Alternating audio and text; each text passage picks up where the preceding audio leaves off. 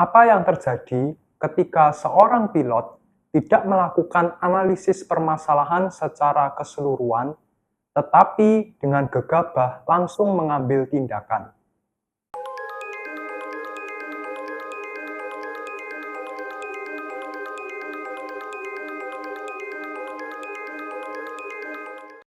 Jadi kita akan membahas mengenai salah satu maskapai penerbangan asal Taiwan yang bernama TransAsia Airways. Jadi sebenarnya di sini itu ada dua daerah yang kita sebut sebagai China. Yang satunya adalah the People's Republic of China atau yang biasa dikenal sebagai Mainland China. Jadi mereka ini berpaham komunis dari sisi politik, tetapi untuk ekonominya menganut sistem kapitalis. Dan juga ada satunya lagi adalah Republic of China, yang biasa disebut juga sebagai Taiwan. Jadi dia secara politik mengikuti prinsip demokrasi, namun untuk ekonominya juga kapitalis. Dan salah satu maskapai yang menghubungkan antara kedua daerah ini adalah TransAsia Airways. Jadi ini kebanyakan melayani rute domestik, sehingga pesawatnya pun juga pesawat tipe baling-baling seperti halnya ATR.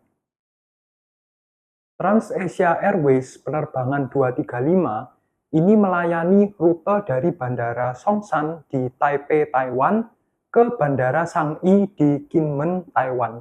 Nah, pada tanggal 4 Februari 2015, pesawat yang melayani rute tersebut itu jatuh ke Sungai Kileng setelah mengalami kerusakan pada mesin nomor 2. Jadi setelah lepas landas, tiba-tiba mesin nomor 2-nya mengalami permasalahan. Nah, mungkin bagi para pendengar dan penonton ini adalah sesuatu hal yang aneh.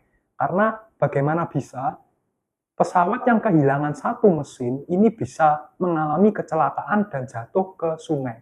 Nah, ini yang nanti akan kita bahas berikutnya. Dan peristiwa ini juga merupakan kecelakaan fatal kedua yang melibatkan pesawat ATR dari maskapai TransAsia Airways. Nah, untuk kecelakaan yang pertama nanti akan kita bahas di episode-episode berikutnya. Nah, seperti yang sudah dijelaskan di awal tadi, pesawat yang digunakan pada kejadian hari ini adalah pesawat ATR dengan jenis 72-600.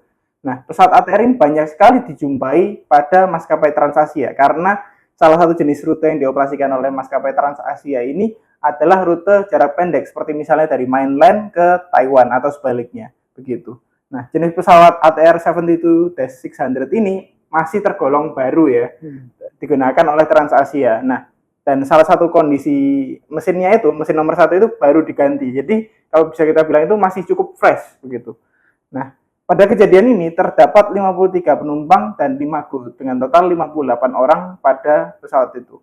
Salah satu golongan penumpang itu mayoritasnya adalah penumpang yang ikut tur dari Xiamen ke Taiwan. Nah, ketiga pilot yang berada di kokpit ini terdiri dari seorang kapten, seorang first officer, dan juga seorang pengamat. Jadi totalnya ada 3 orang di dalam kokpit. Nah, co-pilot dan pengamat pada penerbangan ini memiliki jam terbang yang tinggi, sedangkan sang kapten ini memiliki jam terbang yang rendah pada jenis pesawat ini. Jadinya kapten ini memiliki jam terbang yang lebih rendah daripada sang first officer pada jenis pesawat ini. Begitu. Kejadian ini bermula pada pukul 10.52 di mana pesawat TransAsia penerbangan 235 ini take off dari Bandara Songshan di Taipei, kemudian memulai departure-nya. Nah, petugas ATC ini memberitahu pilot untuk menghubungi Taipei departure setelah lepas landang untuk urusan komunikasi setelah lepas landas ya. Nah, setelah lepas landas ini terdapat peringatan kegagalan mesin nomor 2 dan ada master warning gitu ya. Nah, entah bagaimana setelah melihat bahwa ada kegagalan mesin nomor 2 ini, kapten malah memutuskan untuk mengurangi daya mesin nomor 1.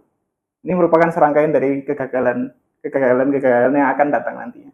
Jadi daya mesin nomor 1 dikurangi, kemudian kapten dan co-pilot membaca prosedur kalau ada mesin yang gagal itu seperti apa. Kemudian membaca prosedur. Setelah membaca prosedur, mesin nomor 1 ini dayanya dikurangi lagi.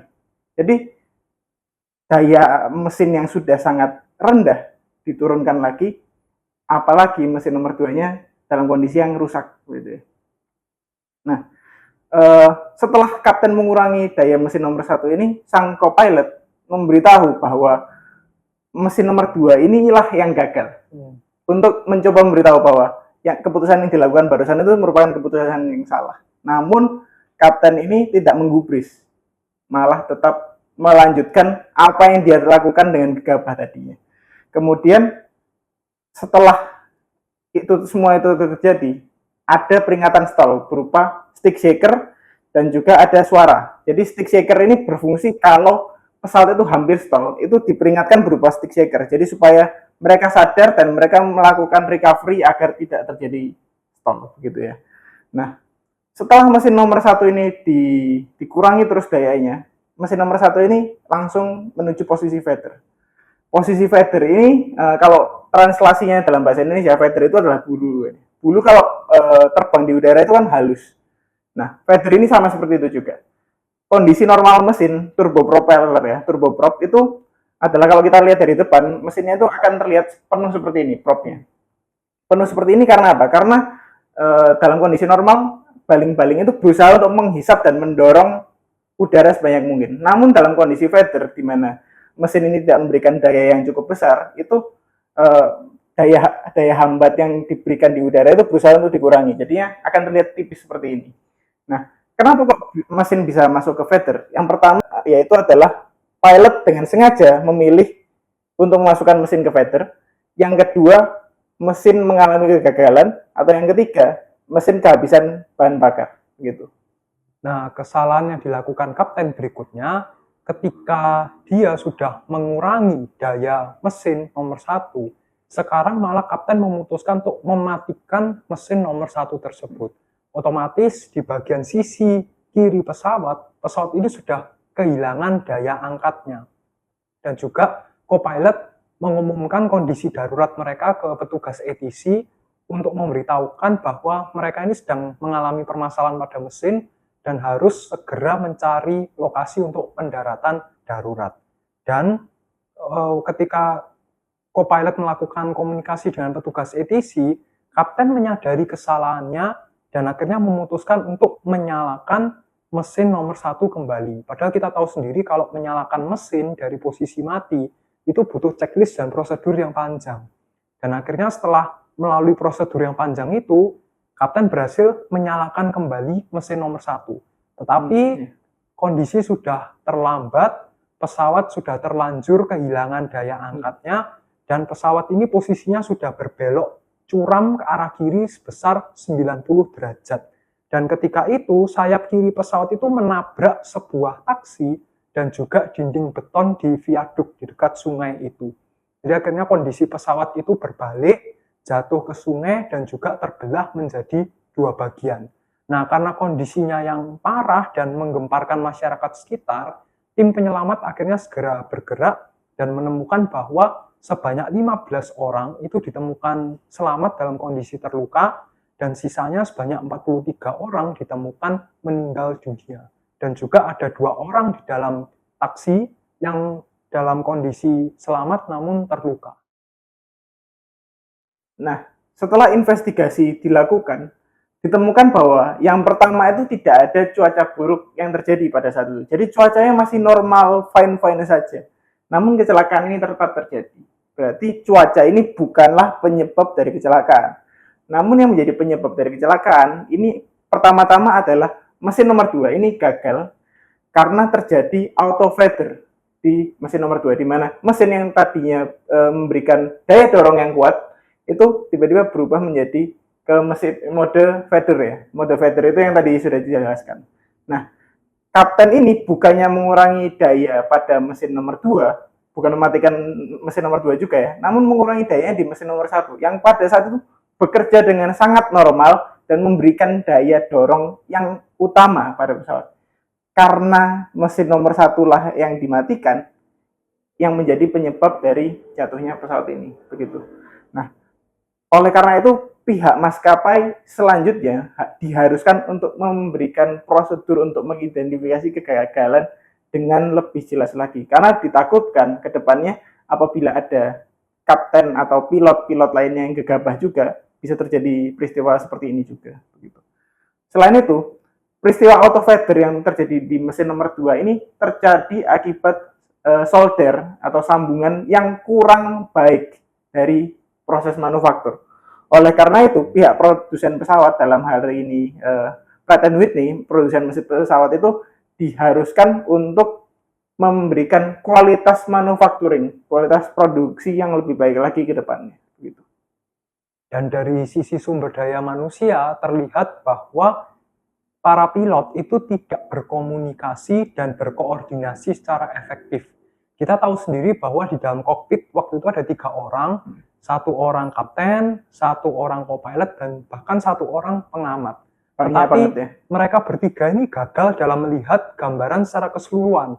Seharusnya ketika mereka mengetahui bahwa permasalahan itu terletak di mesin nomor berapa, itu mereka tidak melihat secara jelas, dan akhirnya kedua pilot yang bahkan sama-sama pangkatnya sudah tinggi, sama-sama jam terbangnya tinggi, ini gagal dalam melakukan identifikasi masalah. Bahkan posisi pilot ketiga yang sebagai pengamat duduk di belakang, dia harusnya melihat indikator secara lebih jelas, tetapi juga tidak melakukan tindakan apapun. Nah, ini kita lagi-lagi menekankan pentingnya pelatihan crew resource management bagi para pilot pesawat, terutama dalam menyelesaikan permasalahan dan juga menganalisis akar permasalahan secara teliti. Dan juga kalau kita boleh ingat pada saat itu Transasia ini sedang dalam proses pengembangan rute yang sangat besar ya. Oleh karena itu mungkin ketika itu kualitas sumber daya manusia yang dipilih untuk menjadi pilot itu belum cukup kompeten untuk menjadi sang kapten, tapi karena kebutuhan jadi ya dipaksakan. Gitu. Kami ingin mengucapkan terima kasih kepada para penonton dan pendengar atas dukungannya terhadap channel kami dan juga telah menyimak episode hari ini. Jangan lupa untuk terus dukung kami di YouTube dengan cara like, subscribe, dan share, serta jangan lupa tinggalkan komentar mengenai saran episode yang berikutnya akan kami bahas, dan juga jangan lupa untuk like, follow, dan share kami di Spotify. Terima kasih dan sampai jumpa.